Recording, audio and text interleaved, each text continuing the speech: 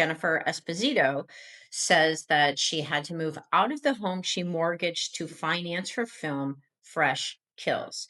Jennifer Esposito is known for Blue Bloods and I Still Know What You Did Last Summer, Don't Say a Word, Crash, and films like that. So she's a very well known actress, a great actress.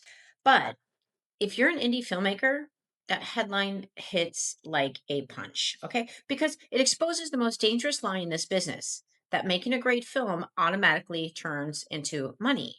And this is a pattern here. So it's not like this is just like some one off situation that just happens to certain people. No, no, no. No, no. This happens to everybody who doesn't understand the business side, the mechanics behind the story, the filmmaking. Okay. On this channel, I am one woman dismantling the film industry lie in public. Welcome to Neo Hollywood. Filmmaker Berserk is the operating system for the new era of cinema. This channel reveals the brutal truth about independent film distribution, AI filmmaking, and protecting your IP in a broken industry.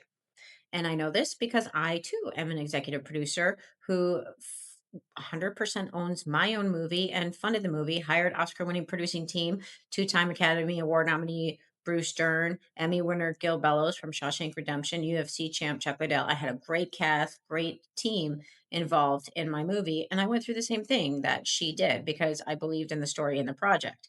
And I learned that that's how they prey on creatives. And that's it. Creatives are easy prey. They're fun for distributors, producers. So if you're a filmmaker, producer, or actor tired of the starving artist myth, you are in the right place. We teach you to build a studio model, control distribution, and own your audience. It's your audience, not the distributors. Okay. So here's what matters: Fresh Kills earned critical attention, it found distribution, and still the financial reality was brutal. And that's the first Berserker rule. Reviews don't recoup. Revenue recoups. Because really, who knows who's doing the reviews? Who knows about the politics behind the reviews? I know on a lot of films when people have been angry about their job position while working on a production, they'll go and write bad reviews about the film. And some of them, I've seen it and I know them. I know who they are. I'll be on the sideline watching when the film comes out because I saw all the drama that happened on set. So there's so many politics involved. It's absolutely ridiculous. Okay. That's why reviews don't recoup.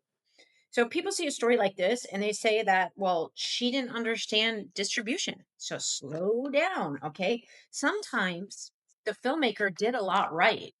The trap is so much bigger than that. Okay. And, I did see that. I'm going to quote Jennifer Esposito real quick because this kind of upset me. But then I can understand why she thought it because I figured the same thing was because of my identity as well. So, and it could. But anyway, she said this shaming, blaming, and trying to put a woman who dared to do better than what I was told I could achieve has to stop. But it probably won't. So we just keep going.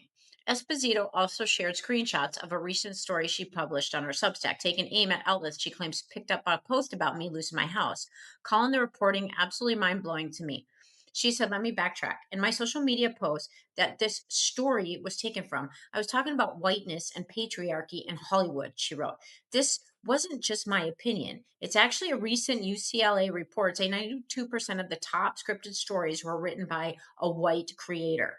And then people like Emma Stone, Viola Davis, and more actresses who've spoken out about equal pay. She continued, as far as patriarchy, another article stated that only 8% of the top 250 films were directed by women. What I was saying was that I wish talent and merit could be the reason for attention and well getting and making more work, but it's not. I did mention in the post that I had to leave my home because Fresh Kills put me in debt. I never said I lost it. Never. Let's be clear. She wasn't foreclosed, but she had to give up her home probably to get out of debt, and that's a hard position to be in. That's incredibly heartbreaking. Talk about this real quick. Why someone can do everything right and still get hurt. So Jennifer Esposito can talk about whiteness and patriarchy all day. And yes, those systems shape who gets opportunities in Hollywood. Sure. But let me say the part nobody says out loud. The machine does not stop to protect white people either. I'm white. Plenty of us are white, and we still get chewed up, overcharged, lied to, buried in bad deals, and financially gutted. And I'm a female. And guess who is one of the gutters to me? A female. It was a female distributor who owned her distribution company at Vision Films. It ripped me off, and you can see my other videos on here that shows I show receipts. I show the email conversations and do a forensic breakdown of exactly how the distributor's business model works. So, well, why? Because the people that are doing the ripping off are not driven by compassion, fairness, or identity politics. They don't give a damn. They are driven by one thing: opportunity. They look for filmmakers who do not know the business, which is every indie film artist. Pretty much there is, because not your fault, because they've gate kept it so well. So nobody knows. Even post houses are not aware of the full specification for deliverable requirements. And that's for a reason, because that's where they make their money, by charging you on them. So I provide all of that, and that's all in the link below. But and so they can wipe everybody out. And that's the real disease in this industry: business misinformation, deliberate confusion, a system that keeps creators blind just long enough to drain the bank accounts. Okay. So yeah, talk about power structures, but do not miss the bigger bloodbath. This machine will rob everybody, and it does not care what you look like while it's doing it. Number one, theatrical is often marketing. It's not a paycheck. Theatrical can be a billboard, not a bank. If it's limited or poorly supported, box office doesn't reflect quality. It just reflects the reach of it. So if you didn't have a marketing budget that is probably higher than the film's budget, then you're going to be screwed out the gate when it comes to a theatrical release. And streaming is not a magic check. Landing on a platform is not the same as getting a life changing buyout. Deals vary wildly, terms vary wildly, reporting varies wildly, and recoupment happens after everyone else gets paid anyway. So you have the waterfall process: who gets paid first. Even when revenue exists, there's a line: fees, deliverables, legal, marketing, interest, splits, platform cuts. If you didn't structure the deal, you don't control the waterfall. And I'd love to talk to Miss Esposito and find out, did she do an LLC for her movie business? Did she rightfully own the film itself? Because right out the gate, a lot of filmmakers don't even own the movie because they didn't form the proper LLC, and they may have. However, the distributor technically owns it. And when you sign a distribution deal without having the LLC and the chain of title and all the proper documentation that goes along with that, then you've just handed your movie over and they don't have to pay you anything, because not all you did is accept liability in the event that a lawsuit happens or something goes wrong on the movie. So, like I said, as an indie filmmaker funding her own film, but she just didn't know the business, likely because this is a technical industry. I see all this talk about the art. You guys got to stop that. And nobody cares about the art. Your audience does. But when it comes to the business, they care about quality control, passing your technical requirements. Do you have proper chain of title? Do you have legal ownership of every single asset involved with this movie, from everything that we see in every scene, from the music, from the composing, from everything, the rights, the trademarks, all of it. Okay, so a lot of people don't do all this stuff. So here's the lesson I want burned into your bones: a film is not an asset until its rights, deliverables, and revenue path are engineered. So, what do you do differently? You build the distribution plan before you spend the money. Where does the film realistically go? Is it going to be on TVOD, AVOD, FAST, limited theatrical, subscription licensing? What deliverables will be required? Who pays for them? What timelines are you actually on?